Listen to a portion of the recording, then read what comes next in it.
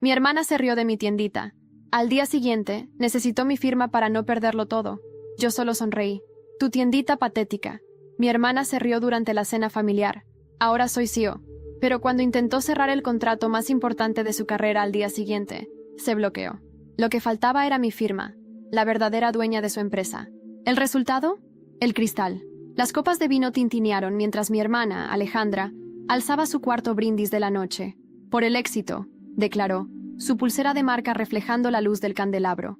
Y como prueba de que el trabajo duro y la ambición sí valen la pena. Yo estaba sentada discretamente en la otra punta de la enorme mesa del comedor de nuestros padres, saboreando mi única copa de vino. La misma mesa donde, hace 20 años, teníamos cenas familiares sencillas antes de que Alejandra descubriera su vocación en el mundo corporativo. ¡Ay, Emma! Se giró hacia mí con esa sonrisa condescendiente de siempre. Casi me olvido que estabas ahí. ¿Todavía con esa tiendita de artesanías en el centro? Restauración de muebles antiguos, corregí en voz baja, aunque sabía que a ella no le importaba la diferencia. Pues sí, sigo con eso. Restauración, repitió con una risita aguda y ensayada. ¡Ay, qué lindo! Que sigas arreglando sillas viejas mientras yo me convierto en la CEO de Industrias Márquez. Nuestra madre le sonrió con orgullo. Siempre fue fan del éxito corporativo de la hija mayor, celebrando cada ascenso como si fuera fiesta nacional. Alejandra cerró otra adquisición importante hoy. Anunció a todos en la mesa. El negocio más grande en la historia de la empresa. Mañana es la firma final, completó Alejandra, acomodándose el blazer de Chanel. Después de eso, Industrias Márquez será la mayor fabricante de muebles del norte de México. La ironía no se me escapó. Mientras yo restauraba muebles antiguos con dedicación y técnica aprendida durante años, Alejandra producía muebles baratos que apenas duraban 6 meses. Bueno, nuestro padre alzó la copa. Al menos una de nuestras hijas sí entiende de negocios. Pensé en la carpeta dentro de la caja fuerte de mi oficina. Los documentos que harían del día siguiente... Inolvidable. Pero solo sonreí y tomé otro sorbo de vino. En serio, Emma, continuó Alejandra, claramente disfrutando de su propio éxito. ¿Cuándo vas a dejar esa tiendita patética y conseguir un trabajo de verdad? Puedo encontrarte algo de principiante en Márquez, quizás en la mensajería, bromeó nuestro primo. La tía Patty negó con la cabeza, con lástima. Emma querida, tu hermana tiene razón. Ya es hora de pensar en tu futuro. Si tan solo supieran. Hace 10 años, mientras Alejandra aún subía escalón por escalón en la empresa, yo descubrí mi pasión por restaurar muebles. Casi por casualidad, encontré un antiguo escritorio victoriano en una venta de garaje, su belleza escondida bajo años de abandono. Algo en él me llamó la atención. Pasé semanas estudiando técnicas de restauración, aprendiendo sobre maderas, estilos y métodos de conservación. Cuando finalmente le devolví a esa pieza su esplendor original, supe que eso era lo que quería hacer. Pero no se trataba solo de arreglar. Vi algo más grande. Una forma de preservar la historia y al mismo tiempo construir un futuro sostenible. Abrí mi tienda, Tesoros del Tiempo, con mis ahorros y un pequeño préstamo de nuestra abuela, la única en la familia que creyó en mi sueño. Tu hermana corre tras el dinero, me dijo antes de partir. Pero tú, mi querida, corres tras la excelencia. Recuérdalo. Lo que nadie en mi familia sabía, ni siquiera se molestaron en averiguar, era que Tesoros del Tiempo era solo la fachada pública de mi verdadero negocio. Detrás, construí una red de artesanos, coleccionistas e inversores con la misma visión que yo. No solo restaurábamos muebles, preservábamos piezas históricas, asesorábamos museos y, discretamente, adquiríamos empresas de muebles en apuros. Una de ellas era la propia Industrias Márquez. Hace 5 años, cuando Alejandra aún era gerente, la empresa estaba al borde de la quiebra. El antiguo CEO hundió el negocio con decisiones pésimas y materiales de baja calidad. Vi una oportunidad. A través de empresas fachada y negociaciones discretas, compré el control accionario de Márquez. Pero en lugar de presentarme como dueña, me mantuve en las sombras, observando al consejo nombrar una nueva dirección, incluida mi ambiciosa hermana. Alejandra nunca supo que cada decisión, cada ascenso, cada fusión que lideró, necesitó de mi aprobación. Su meteórico ascenso a la presidencia no fue tan independiente como ella pensaba. Y ese gran contrato del que no paraba de hablar durante la cena requería la firma de la mayor accionista de la empresa. Yo. ¿Sabes cuál es tu problema, Emma? La voz de Alejandra cortó mis pensamientos. Ya iba por su 5ª copa, y las palabras salían un poco arrastradas. No tienes visión.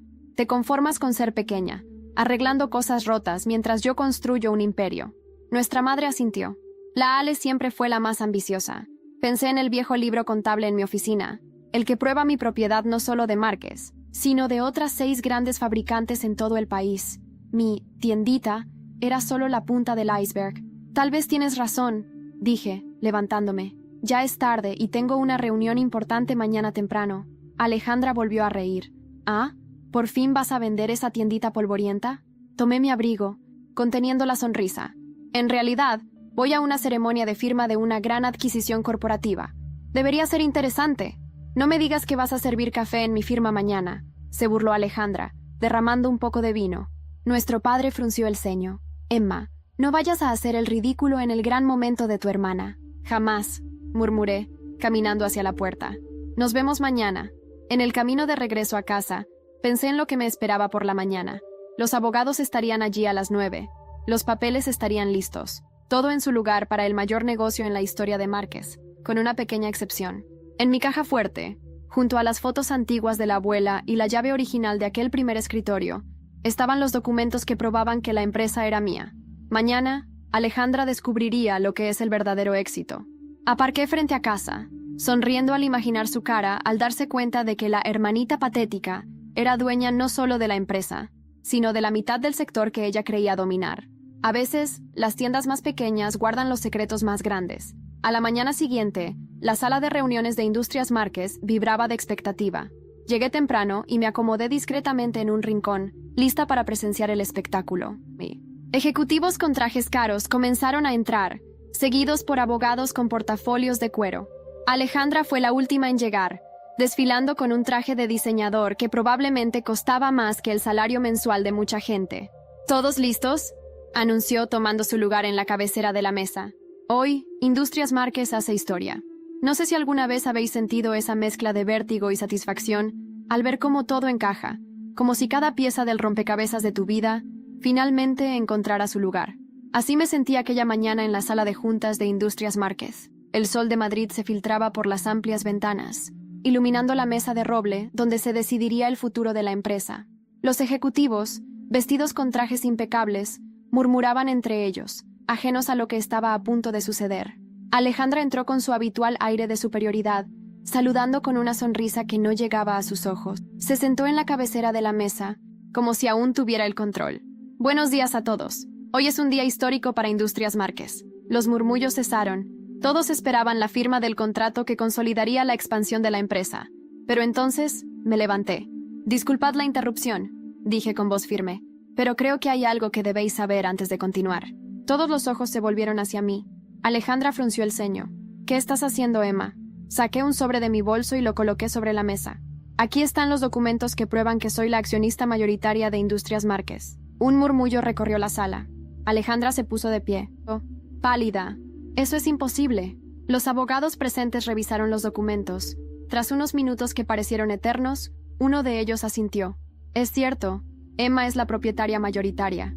El silencio se hizo aún más denso. Alejandra me miró con incredulidad. ¿Cómo pudiste...? Mientras tú te burlabas de mi tienda patética, yo construía un imperio desde las sombras.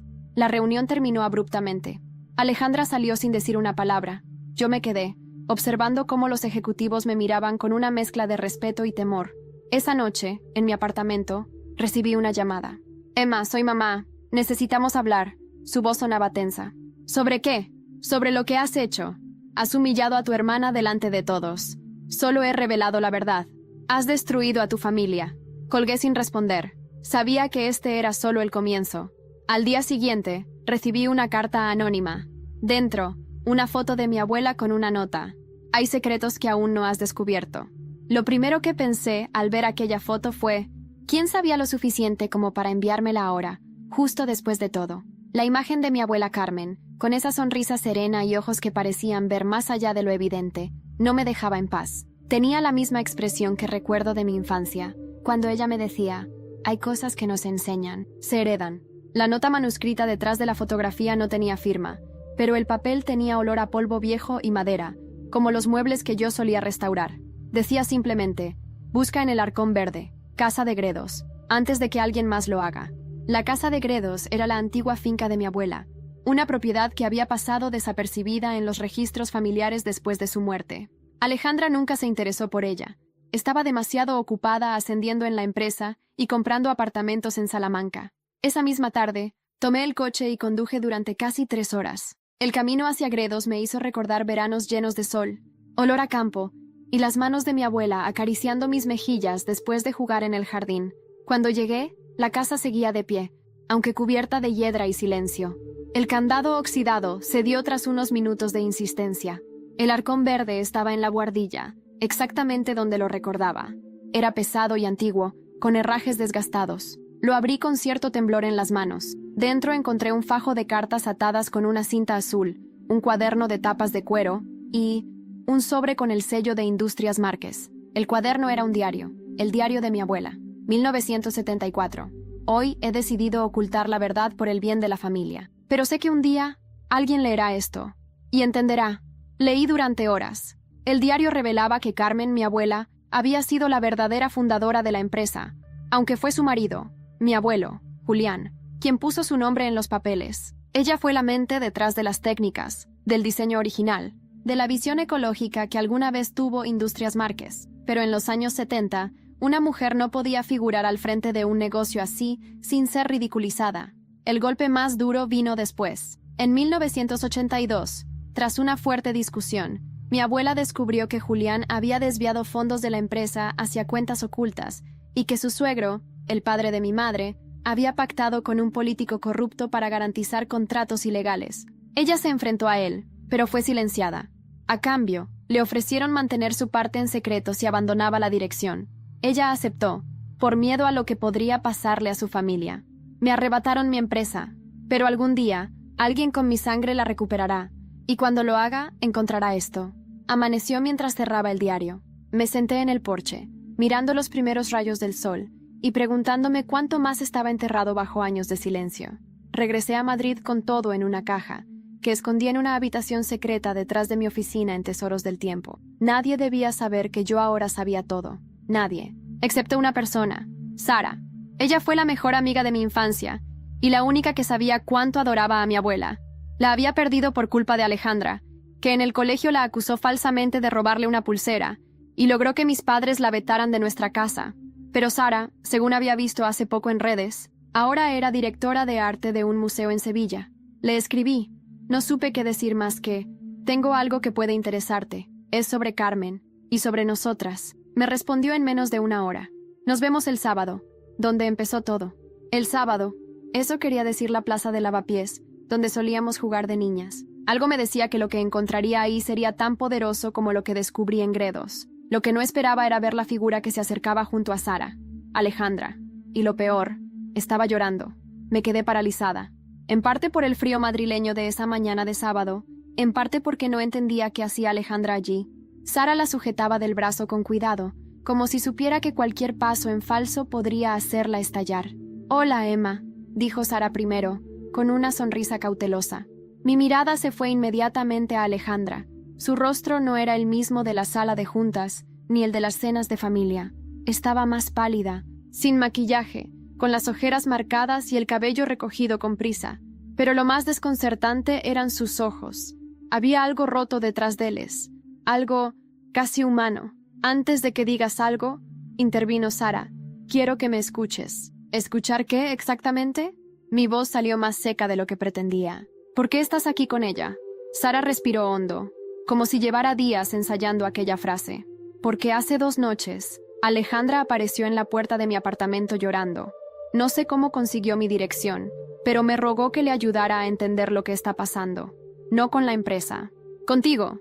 Alejandra levantó la mirada por fin. «Sé que no merezco ni 1 minuto de tu tiempo, Emma, pero yo no sabía nada, ni sobre la abuela, ni sobre la propiedad de la empresa, ni siquiera que tú eras tan inteligente». La última parte la dijo con una risa ahogada, como si se odiara por tener que admitirlo. «Yo pensaba que siempre fui la lista, la fuerte, la que tenía visión, pero la verdad es que solo era arrogante. ¿Y tú? Tú jugaste el juego mejor que yo». «Esto no es un juego», respondí, más calmada que furiosa. «Nunca lo fue». Sara puso una mano en mi brazo. «Escucha, Emma, lo que descubriste en Gredos puede cambiar más que tu historia. Puede cambiar la historia de la empresa.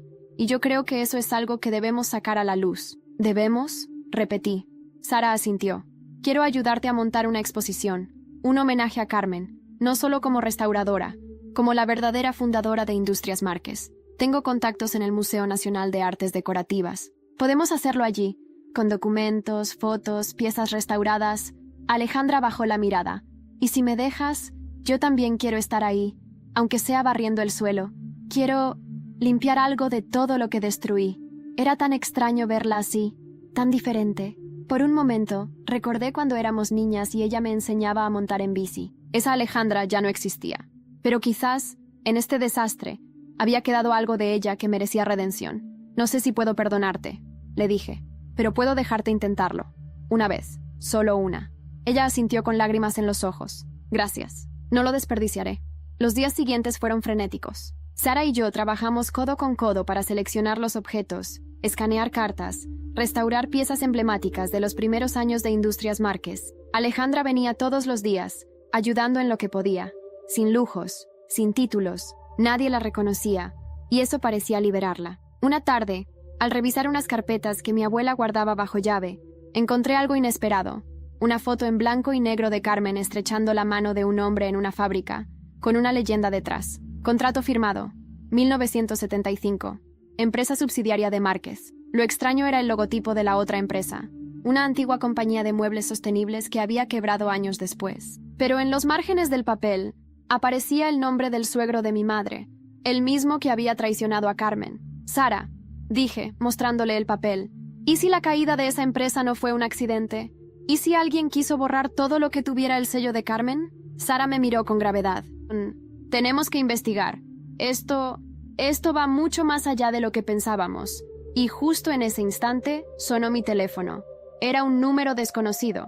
Al contestar, una voz masculina, seca y firme, pronunció: «Señorita Emma, deje de escarbar en el pasado. Por su bien». No colgué el teléfono de inmediato. Me quedé en silencio, esperando que la voz dijera algo más. Pero al otro lado solo había estática. Y luego, el clic seco de alguien colgando. Me quedé con el móvil en la mano, mirando fijamente la pantalla como si pudiera encontrar respuestas en los píxeles muertos. Sara se acercó. ¿Quién era? No sé, pero me advirtieron que deje de escarbar en el pasado. Vi cómo su rostro cambiaba, no de miedo, sino de determinación. Eso solo confirma que estamos en el camino correcto, dijo con firmeza. Pero yo no estaba tan segura. Me invadió una sensación que no sentía desde hacía años: vulnerabilidad. No solo por mí, sino por todo lo que habíamos construido. Y si tocar estas heridas antiguas no solo removía el pasado, sino que volvía a dar poder a quienes lo enterraron. Aún así, al día siguiente, fui al Archivo Histórico de Madrid con Sara. Usamos el nombre de Carmen y el de la subsidiaria que aparecía en la foto: Muebles Sostenibles Ibéricos S.A. El archivista, un hombre mayor con olor a tabaco y chaquetas de lana gruesa, nos trajo varios legajos polvorientos. Pasamos horas revisando papeles con actas de fundación, transacciones e informes, hasta que lo encontramos. Un documento interno con una nota manuscrita: transferir activos a Fondo Márquez Aurora, antes del cierre simulado.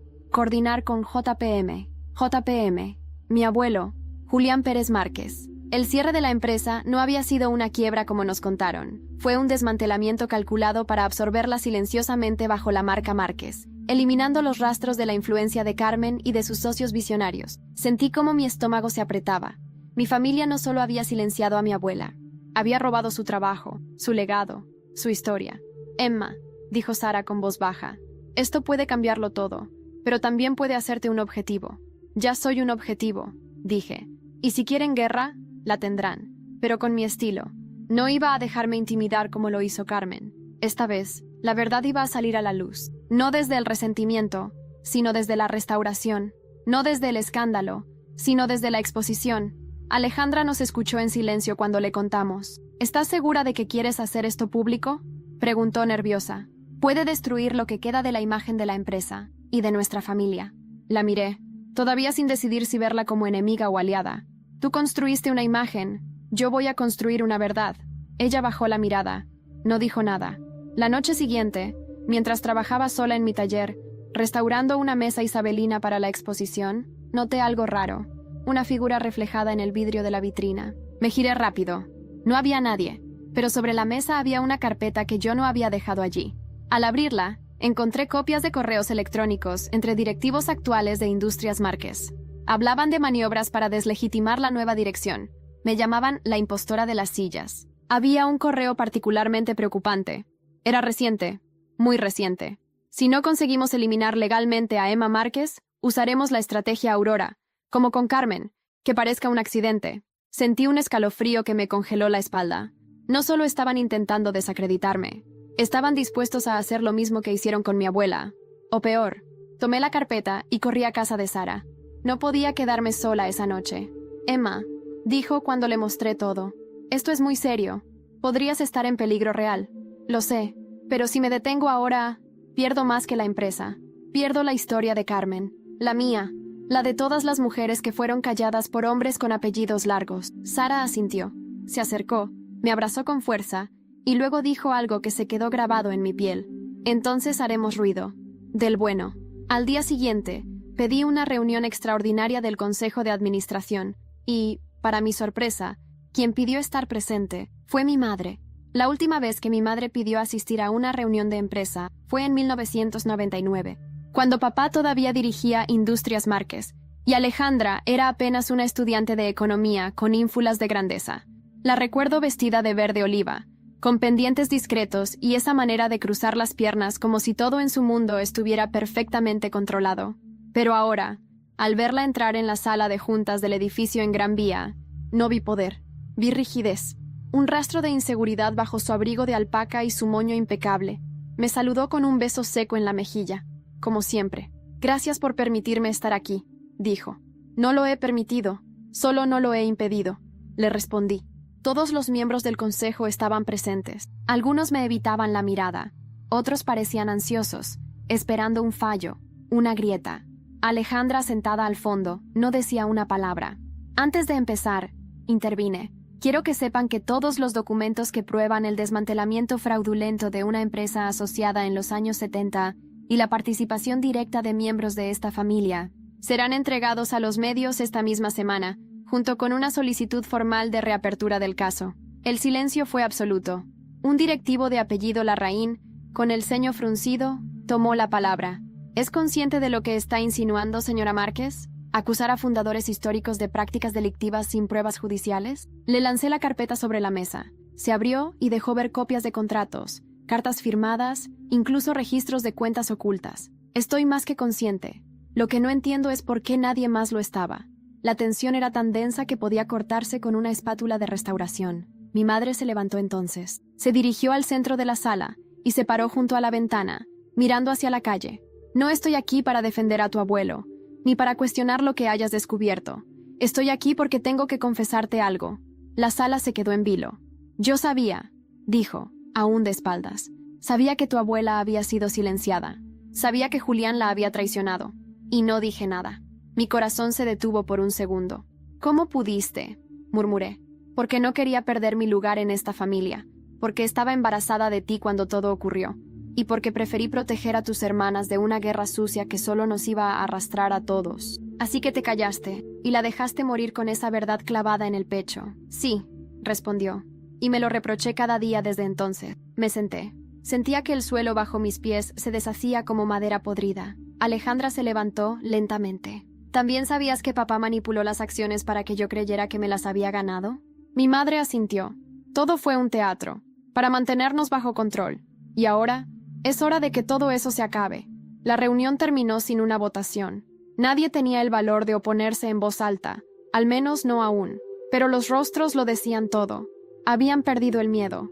O mejor dicho, lo habían desplazado. Ahora, el miedo tenía mi rostro. Esa noche no dormí. Volví a mi apartamento y me puse a repasar los informes de seguridad de la empresa. Noté algo que antes me había pasado por alto.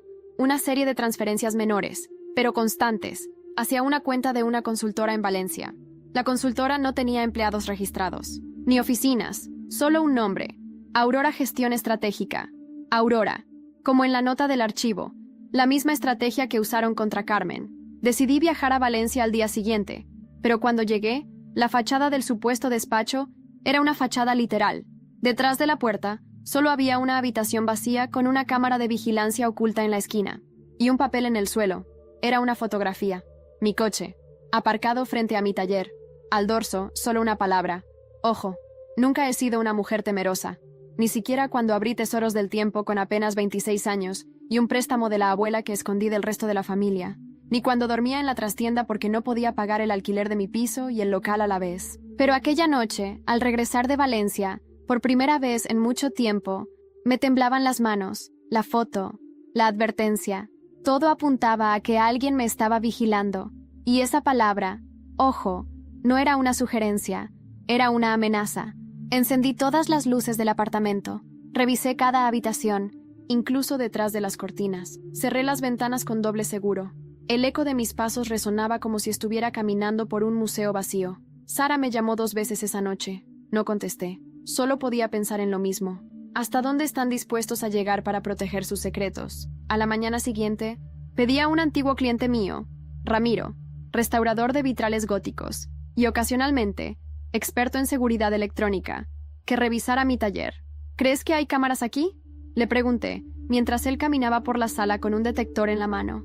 Hoy en día, hasta los marcos de fotos pueden espiarte. No me extrañaría nada. No tardó mucho. Encontró 2 micrófonos escondidos, uno bajo una de las vitrinas y otro en el respaldo de una silla que Alejandra había ayudado a colocar la semana pasada. Mi cuerpo se tensó como si un resorte invisible me atravesara la espalda. ¿Crees que fue ella? Ramiro me miró serio, pero con la prudencia de quien sabe lo que implican ciertas suposiciones. No lo sé, Emma, pero quien lo hizo tenía acceso y sabía lo que buscaba. Esa noche, fui yo quien buscó a Alejandra. Nos vimos en un café discreto en el barrio de Arganzuela. Ella llegó con un abrigo largo, gafas oscuras y una tensión en el cuerpo que no había visto ni siquiera durante la caída. ¿Qué pasa?, preguntó en cuanto se sentó. Saqué del bolso uno de los micrófonos. ¿Esto te suena? Alejandra palideció. ¿Qué? ¿Me estás acusando de ponerte escuchas? Solo estoy preguntando si sabías que alguien las puso. Aquí, en mi taller, donde pasaste horas conmigo. No fui yo, Emma, por Dios. Después de todo lo que ha pasado, ¿de verdad crees que tengo alguna razón para seguir jugando sucio? No sé qué pensar, pero alguien me está siguiendo. Y alguien sabe todo lo que estamos haciendo. Ella bajó la voz. No me mires así. Sí he escuchado rumores, desde hace semanas. El grupo Aurora no es nuevo. Está formado por 3 accionistas minoritarios antiguos, amigos de papá. Todos juraban lealtad a la familia Márquez, no a la empresa, y no quieren verte triunfar. ¿Y qué pretenden? O destruirte, o integrarte, pero solo si cedes, solo si les devuelves el control. Nos quedamos en silencio. Entonces no tengo opción, dije por fin. Tendré que exponerlos también. Si haces eso, esto ya no será solo una venganza familiar, será una guerra empresarial, y una muy sucia. Ya lo es. Nos separamos sin abrazos ni promesas. No sabía si podía volver a confiar en Alejandra, pero intuía que el enemigo no era ella. Era algo mucho más profundo, más antiguo, un cáncer que llevaba décadas en el corazón de mi apellido. Esa noche, al volver al taller, encontré la puerta entreabierta. No forzada, no rota, como si alguien hubiera entrado con llave. Dentro, nada estaba fuera de lugar, salvo una única cosa. En el centro del taller, sobre la primera mesa que restauré en mi vida, había una caja de madera, y dentro, un mechón de pelo blanco, atado con una cinta azul. No lo toqué, ni siquiera al principio. Me quedé de pie frente a la caja, como si mover un músculo pudiera hacerla estallar. El mechón de pelo, perfectamente atado con esa cinta azul, era idéntico al que mi abuela Carmen usaba en el moño cuando me enseñaba a lijar superficies delicadas. Lo recordaba con precisión quirúrgica. Incluso el olor a lavanda que parecía flotar desde la caja. Mi primer pensamiento fue irracional. ¿Y si es de ella? ¿Y si alguien profanó algo sagrado? Llamé a Sara. No abras nada más, me dijo sin titubear. Estoy yendo para allá. Mientras la esperaba, intenté controlar mi respiración. Cada sombra en las paredes del taller me parecía una amenaza. Me obligué a observar con atención. Nada más había sido tocado. Ni una silla movida, ni una vitrina fuera de lugar. Solo esa caja, en el centro del escenario, como un mensaje. Cuando Sara llegó, me abrazó sin decir palabra. Luego abrió la caja con guantes que traía consigo, como si intuía que aquello era más que simbólico. En el fondo, bajo el mechón, había una carta. Carmen fue un error. Tú eres un problema. Firmado. Murmuré. Podría ser cualquiera, dijo Sara. Alejandra, Aurora, alguien más. Pero ahora tenemos una cosa clara. No es solo una cuestión empresarial. Es personal. Tomamos fotos. Guardamos la carta en una bolsa hermética y llevamos todo a un contacto suyo en el Ministerio de Cultura, que tenía experiencia en crímenes patrimoniales. Mientras tanto, decidimos acelerar la exposición, no solo por seguridad, porque ya no se trataba solo de memoria, se trataba de justicia. Las semanas siguientes fueron frenéticas. El Museo Nacional aceptó nuestra propuesta y nos dio una fecha, 15 de diciembre. La muestra se llamaría El legado silenciado, Carmen Márquez y el arte de restaurar la historia. Sara y su equipo se encargaban del montaje, yo de las piezas. Alejandra, para sorpresa de todos, trabajaba codo a codo sin quejarse, a veces en silencio, a veces con lágrimas que disimulaba mal. Una tarde, mientras clasificábamos unas piezas, rompió ese silencio. Emma, ¿recuerdas cuando papá murió? Claro, respondí. Tú leíste el discurso. Mamá lloró como si el mundo se acabara. Yo me quedé sentada al fondo. Nadie me llamó al altar. Ese día. Encontré algo. Se levantó, fue hasta su bolso y me entregó un pequeño cuaderno de tapas negras. Estaba en el despacho de papá. Lo escondía en la base falsa del armario de whisky. Lo abrí. Era un diario, fechado en los años 90. Aurora me pidió silenciar a Carmen para siempre. Me negué. No podía ir tan lejos, pero acepté cederle la dirección si se mantenía callada. Carmen no habló, pero nunca me miró igual. Y eso fue peor. Mi estómago dio un vuelco. Alejandra respiró hondo. Papá no era inocente, pero al menos no fue el más cruel. ¿Y Aurora? ¿Quién es realmente? Una mujer, respondió. Una socia fundadora, silenciada igual que Carmen, pero que se vendió al poder. Vive en Galicia. Tiene ahora más de 80 años, y según una fuente, aún tiene parte de las acciones de la empresa bajo nombres falsos. La miré fijando mis ojos en los suyos. Vamos a verla. ¿A Galicia? Sí. Si todavía está viva, ella tiene las respuestas. Y yo las quiero todas. ¿Y si también nos está esperando? Entonces que nos mire a los ojos mientras le arrancamos el silencio. Esa misma noche compramos los billetes de tren. No le conté a mamá, ni a los abogados, ni siquiera a Sara. Solo sabía que había una ventana estrecha para actuar, y no pensaba dejar que se cerrara. El tren salió al amanecer, y mientras el paisaje del norte de España pasaba veloz por la ventanilla, pensé en lo que había dicho mi abuela una vez, cuando tenía solo 9 años y le pregunté por qué restauraba muebles rotos en vez de comprar nuevos. Porque los nuevos esconden poco, pero los viejos guardan secretos que quieren ser contados. En la estación de Ourense, una mujer con bastón y gafas oscuras nos esperaba en el andén, y detrás de ella, 2 hombres en traje, sin expresión. No sabría decir si fue el aire húmedo de Galicia, el eco metálico de la estación de Ourense, o la presencia helada de aquellos 2 hombres en traje, pero algo en mi cuerpo gritó peligro. La mujer de gafas oscuras, apoyada en un bastón de marfil tallado, no se movió ni un centímetro al vernos. Parecía una estatua, una figura detenida en el tiempo. A su lado, los 2 hombres cruzaban los brazos con una sincronización demasiado precisa para ser casual. Alejandra me miró de reojo. ¿Segura de esto? Ya no hay vuelta atrás. Nos acercamos con paso firme. Al llegar a escasos metros, la mujer habló, sin levantar la cabeza. Así que tú eres la nieta de Carmen. Su voz era como una catedral en ruinas. Aún imponía, aunque se notaban las grietas. Y usted debe ser Aurora. Levantó el rostro, y por un instante, me encontré con unos ojos grises que no contenían ni rastro de culpa. Solo cálculo. Fuiste muy lista, niña. Más que tu madre, más que tu padre, incluso más que Carmen. Y eso ya es decir algo. ¿Por qué lo hizo? Pregunté sin rodeos. ¿Por qué destruirla? ¿Por qué silenciarla si compartían la misma visión? Aurora hizo una mueca. No sabría decir si era sonrisa o desprecio. Porque Carmen creía que podía cambiar el mundo con ideales. Yo entendí antes que ella que para sobrevivir había que jugar sucio. Ella quiso restaurar muebles. Yo, imperios. Y ahora el imperio que construyeron se desmorona, dije. Con cada verdad que sale a la luz. ¿Verdad? Bufó. No hay verdad, niña. Solo narrativa. Y hasta ahora, tú has ganado terreno. Pero no olvides, el poder tiene memoria. Y guarda rencor. No me asusta. No. Pero deberías. Aurora hizo una seña. Los 2 hombres se giraron hacia nosotras. Mi corazón se aceleró. Alejandra dio un paso adelante, como si su cuerpo pudiera protegerme. Pero Aurora levantó la mano. No he venido a hacerte daño. Aún no.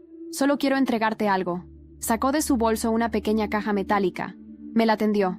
Esto es lo último que queda del pacto original. Carmen nunca lo supo. Pero ahora, tú deberías. Abrí la caja. Dentro había una llave antigua y un papel doblado. Almacén 13, Puerto de Vigo. Contenedor C. ¿Qué hay ahí? Pregunté, sin dejar de observarla. El comienzo y el final de la historia. Lo demás, tendrás que decidir si quieres verlo con tus propios ojos. Sin decir más, Aurora se giró y se alejó, los hombres escoltándola como si fuera una reina saliendo de escena. No dijimos nada hasta que la vimos desaparecer. ¿Qué crees que hay en ese almacén?, murmuró Alejandra. Solo hay una forma de saberlo. Nos dirigimos directamente al puerto de Vigo. Al llegar tuvimos que usar influencias, llamadas e incluso un poco de dinero para obtener acceso al contenedor. Las llaves coincidían. Lo abrimos con lentitud. Dentro, bajo una lona gris, había una colección de muebles envueltos en plástico, documentos guardados en cajas selladas y un baúl de madera oscura con el sello original de Muebles Sostenibles Ibéricos S.A. Lo abrí con las manos temblando. Dentro, perfectamente conservado, estaba el prototipo original de la línea de muebles ecológicos que Carmen diseñó en los años 70, con sus notas manuscritas, sus bocetos, sus ideas, todo lo que había sido robado, enterrado, destruido.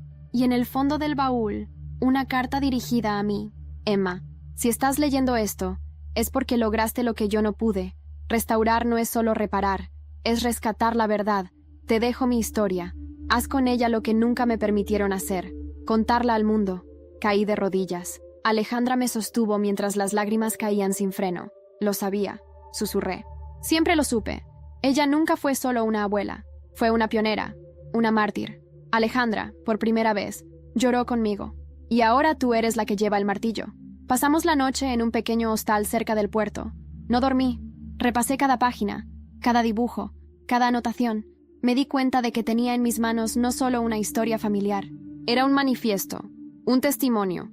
Y lo más poderoso era saber que nadie podía ya silenciarlo. A la mañana siguiente, al volver al coche, la ventanilla del conductor estaba rota. Y en el asiento, una bala, envuelta en una servilleta. La bala era real. Pesaba poco, pero sentí que me aplastaba el pecho. La recogí con las manos desnudas, sin pensar. Las yemas de mis dedos rozaron el metal frío y entendí, sin necesidad de palabras, que ya no era una advertencia simbólica. Era una promesa, o una sentencia. Alejandra no dijo nada. Solo se quedó mirando el hueco en el cristal, como si tratara de entender cuántos hilos invisibles habíamos cruzado para llegar a ese punto. Luego se giró hacia mí y murmuró: «Tenemos que irnos». Y eso hicimos. Dejamos Vigo a toda prisa, con los documentos, el prototipo y la carta de Carmen metidos en el maletero. Durante el viaje de regreso, nadie hablaba, solo el sonido de los limpiaparabrisas rompiendo la lluvia contra el parabrisas. Cada kilómetro recorrido era un recordatorio de que estábamos vivas. Por ahora. Volvimos a Madrid al amanecer, y al llegar a mi taller, lo supe de inmediato. Alguien había estado allí. No había nada roto, pero la puerta no tenía la resistencia habitual. Una ligera marca en la cerradura. Al entrar, todo parecía intacto, hasta que miré la vitrina de cristal donde guardaba la primera herramienta que me regaló Carmen. El cincel con su nombre grabado. Había desaparecido. Quieren borrar cada huella, dije en voz baja. No se conforman con destruir el pasado. Quieren vaciarlo. Esa misma tarde convoqué a los medios. Era ahora o nunca. En el salón de actos del Museo Nacional, frente a cámaras, periodistas y curiosos, presenté los documentos, el diario de Carmen, los planos originales, los contratos falsificados, las pruebas del desmantelamiento de la empresa hermana. No hablé con rabia, hablé con verdad. Durante décadas, la historia de una mujer visionaria fue enterrada para proteger el ego de hombres poderosos. Hoy, su legado se expone, no como una venganza, sino como una restauración, porque no hay justicia sin memoria, y no hay memoria sin coraje. Los aplausos fueron tímidos al principio, luego crecieron. Algunos lloraban, otros grababan. Yo solo sentí alivio, no euforia, no triunfo, solo la paz de haber roto el silencio. Después del evento, volví a casa con Sara y Alejandra. Nos sentamos alrededor de una botella de vino, la misma marca que tomábamos en los viejos cumpleaños familiares, y por primera vez en años, reímos. No por alegría, sino por incredulidad. ¿Te das cuenta?, dijo Sara. Has hecho historia. Literalmente. No yo, respondí. Ella. Carmen. Yo solo quité el polvo. Alejandra se levantó entonces, fue hasta su bolso y sacó un sobre. Esto es lo último que puedo darte. Lo encontré en el antiguo archivo legal. Estaba oculto entre papeles de fusiones. Nadie más lo ha visto. Era un testamento, no de Carmen, de Julián, mi abuelo. Y allí, con su firma, su letra y su sello, Reconocía que Carmen fue cofundadora legal y accionista igualitaria, que cedió su participación bajo coacción y que pedía, como último acto de redención, que se restituyera su nombre y su parte del legado a su descendiente directa. Lo escondió. Dije con voz temblorosa. Sabía que nunca tendría el valor de decirlo en vida. Pero tú sí lo tienes, dijo Alejandra. Y eso es lo que te hace diferente. Llevamos ese testamento al juzgado. Una semana después, la sentencia fue firme. Carmen Márquez fue reconocida como fundadora. Su línea de diseño, reactivada. Su nombre, inscrito en el Salón de Pioneras del Diseño Español. Y por primera vez, yo sentí que todo había valido la pena. Hasta que, una noche, mientras organizábamos los últimos elementos de la exposición, me llamaron del hospital. Mi madre había sido ingresada tras un colapso nervioso. La última frase que pronunció antes de perder el conocimiento fue: «Emma, tu abuela no murió de causas naturales». El hospital olía a desinfectante y a flores muertas, a esas mezclas tristes que uno nunca sabe si vienen del suelo o del alma. Cuando entré en la habitación 412, mi madre estaba conectada a un gotero, la piel pálida como la cera, los labios resecos. Me senté a su lado sin decir palabra. «Emma», susurró, apenas audible. No fue el corazón. «¿Qué dices?» «Carmen, tu abuela no murió dormida, como dijimos». Tragué saliva. Mi pecho se encogió. «Fue envenenada», continuó, «por el mismo grupo que ahora te persigue». Me temblaron las piernas. Me levanté de golpe, incapaz de contener el temblor. ¿Quién? Julián no lo permitió, pero uno de sus socios sí. Aurora lo sabía. Todos sabían. Yo me callé, por miedo. Las lágrimas me caían, calientes, violentas. ¿Por qué nunca dijiste nada? Porque si lo hacía te perdía también a ti. Y ya había perdido suficiente. Apreté su mano. Ya no había palabras suficientes, ni odio, ni perdón. Solo ese puente roto entre madres e hijas que a veces solo la muerte sabe reconstruir. Mi madre murió 2 días después. El funeral fue sobrio, sin honores, como ella habría querido. Pocas flores, pocas palabras. Después de enterrarla, abrí su caja de seguridad. Dentro, un diario, uno que nunca vi, y una carta para mí. «Emma, si estás leyendo esto, es porque ya no puedo sostener más verdades. Lo callé todo, como muchas mujeres de nuestra familia. No por debilidad, por agotamiento. Te toca ahora a ti romper la cadena. Hazlo por Carmen, hazlo por ti». Y lo hice. Denunciamos al grupo Aurora. Con el testamento de Julián, los documentos de Vigo, el testimonio grabado de mi madre y el apoyo público tras la exposición, logramos lo impensable: desmantelar la red de poder que había gobernado Industrias Márquez durante casi 50 años.